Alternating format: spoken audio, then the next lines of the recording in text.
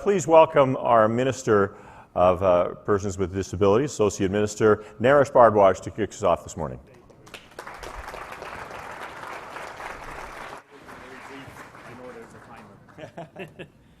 Well, good morning, everyone. I did not notice the timer yesterday, but I'm definitely keeping an eye on it, so I'll be very, very brief this morning. I want to thank you, each and every one of you, for your dedication and your participation here again this morning. I hope you all enjoyed yesterday. Did you have a good time yesterday? Thank you. I think it was marvelous. The line of speakers we had yesterday, they were phenomenal. And my conversations with many of you were very, very positive.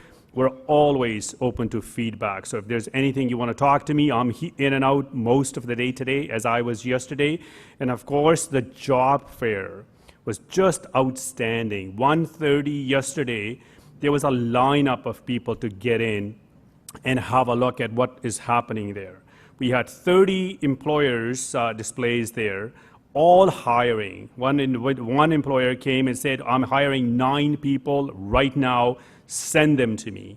So there is an interest, huge interest. So next year, our venue is going to be much larger because that's how much interest there is.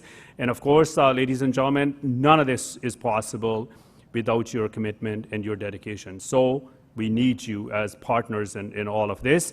And of course, I'll be back here again around lunchtime and back for Q&A about 2:45-ish, 3 o'clock or so. So thank you very much. Enjoy the day.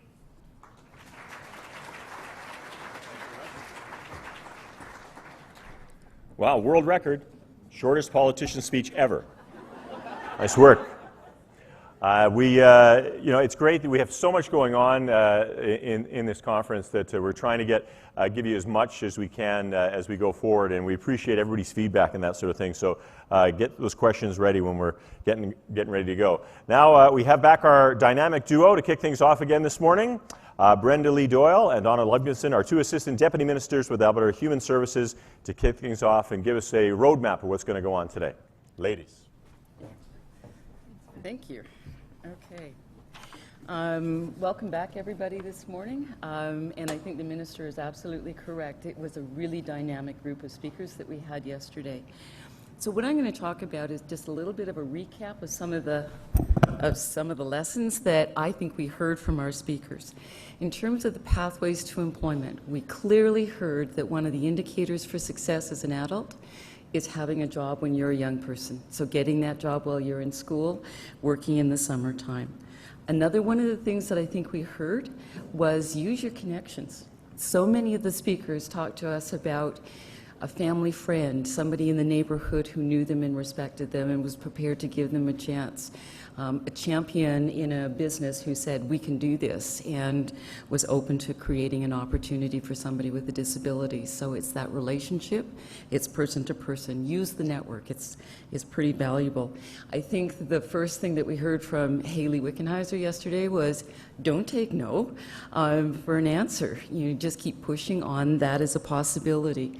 And we heard as well, don't accept that. Well, we'll think about it, maybe next year, maybe with a different kind of person. So be persistent in creating those opportunities.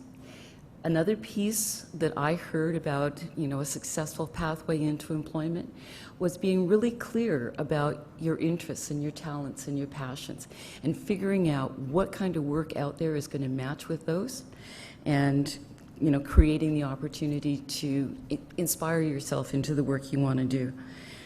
Another one of the things that we heard was connect with those service providers that have got a good track record of connecting people to the kind of work that those folks want to do.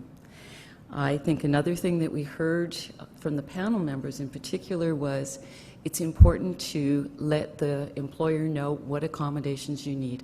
Have that conversation early and have that conversation in a full way. And then the last piece that I kind of listened to, it wasn't as explicit, but it was that commitment to lifelong learning. It's something that's expected in our society today, and it's one of those things, like you're here today, is attempting to continue to build your knowledge and skills. So those were the lessons I took away in terms of how to get a job. That's great. Thank you, Donna.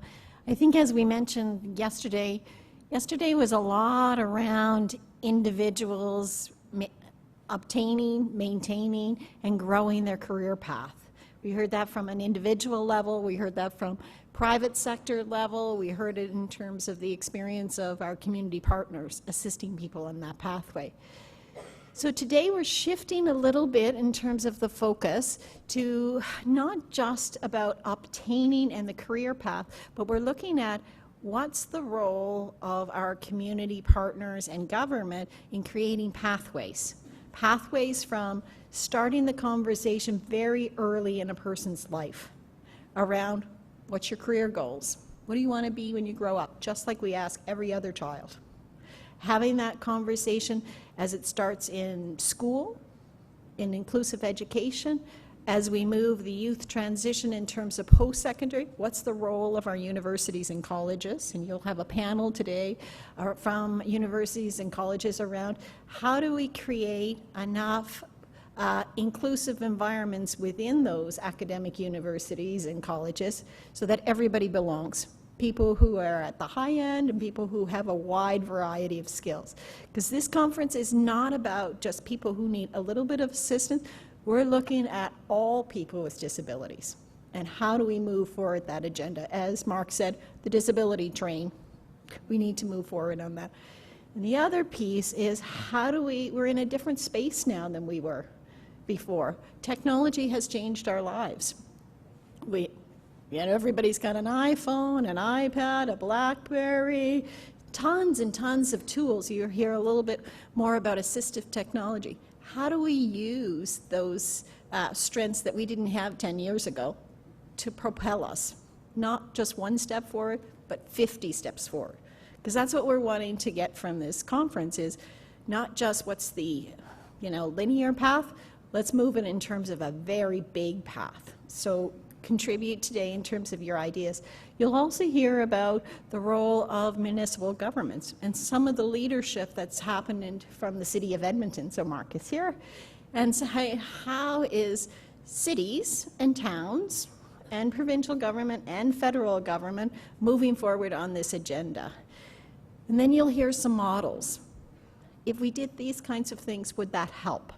Because we heard a lot about individual approaches of strength, someone having that connection. We now need to build some systems. And the minister, chairing both the private sector council of employers as well as the public sector, is coming together at the end of June, both of those councils, to say, what's the recommendations? So everything that you're contributing today, as well as the questions and all of the information from the speakers, will go into to be considered by both of those employer councils. So, and then there will be the next step after that. So enjoy the day because it's going to be extremely exciting, and I really encourage people, jump up to that mic. If you don't feel comfortable jumping up to the mic to ask questions, put it over there. Tweet, do whatever you need to. Keep the conversation going because this is so, so important.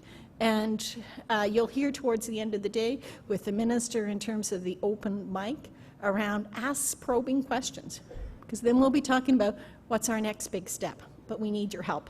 So thanks so much. It's going to be a great day.